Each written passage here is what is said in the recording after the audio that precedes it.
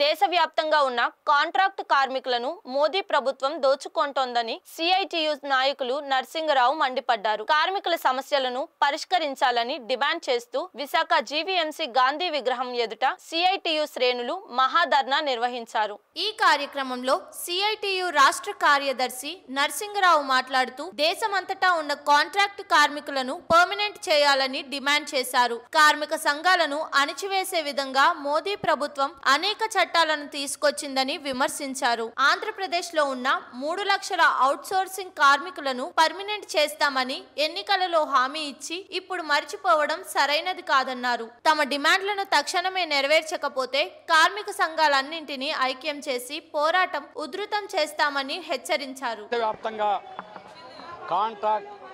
Permanent కానీ casual, అవుట్సోర్సు, piece rate రకరకాల పేర్లతోటి ప్రభుత్వమే ఈరోజు కార్మికులను దోచుకుంటూ ఉంది. కాంట్రాక్టర్లు విపరీతంగా దోచుకుంటున్నారు. ఎక్కువ పని చేయించుకొని అతి తక్కువ జీతాలు ఇస్తున్నారు. ఈ దోపిడీకి వ్యతిరేకంగా అందరినీ పర్మనెంట్ చేయాలనేటువంటి ఉద్యమం సాగుతూ ఉంది. మోడీ దీన్ని అణిచేదానికోసం లేబర్ చట్టాలను మార్చి లేబర్ కోడ్లను తీసుకొచ్చి సమ్మె చేస్తే అణిచేస్తామంటున్నాడు. ఈ ప్రభుత్వం సంగతి తేలుస్తాం. కార్మిక వర్గాన్ని మీరు ఎంతమందిని అణుస్తారో చూస్తాం. శ్రమ వల్లనే ఈరోజు ఉత్పత్తి అనేది అవుతుంది. అన్ని వస్తువులు సర్వసంపదని సృష్టించేది కార్మిక వర్గం. ఆ కార్మిక వర్గాన్ని చట్టాలు లేకుండా చేసి దుర్మార్గంగా అణిచేటువంటి పద్ధతులు చేస్తే ఖచ్చితంగా ఏ ప్రభుత్వమైనా పతనం అవ్వక తప్పదు. దేశంలోనే ఆంధ్రప్రదేశ్లో ప్రభుత్వం దీంట్లో అగ్రభాగానుంది. ఆంధ్రప్రదేశ్లో 3 లక్షల మంది అవుట్సోర్స్ కార్మికులు ఉన్నారు.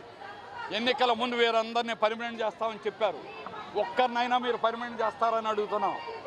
ఆ చేసే విధానం ఉందని అడుగుతున్నాం.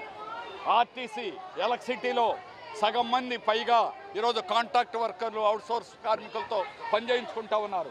ఇది తీవ్రమైనటువంటి దోపిడీ. వీరికి ఏ చట్టాలు అమలు చేయరు. ప్రావిడెంట్ ఫండ్ ఉండదు, ఈఎస్ఐ ఉండదు, బోనస్ ఇవ్వరు, పెన్షన్ ఉండదు.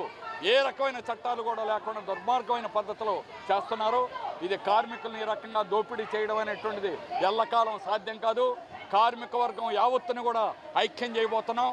ఐక్య పోరాటాలతో ప్రభుత్వ విధానాలకు వ్యతిరేకంగా పోట్లాడి పర్మనెంట్ అయ్యేదాకా కూడా కాంట్రాక్ట్ కార్మికుల ఉద్యమం సాగుతుందని కేంద్ర రాష్ట్ర ప్రభుత్వాలని హెచ్చరిస్తున్నాం.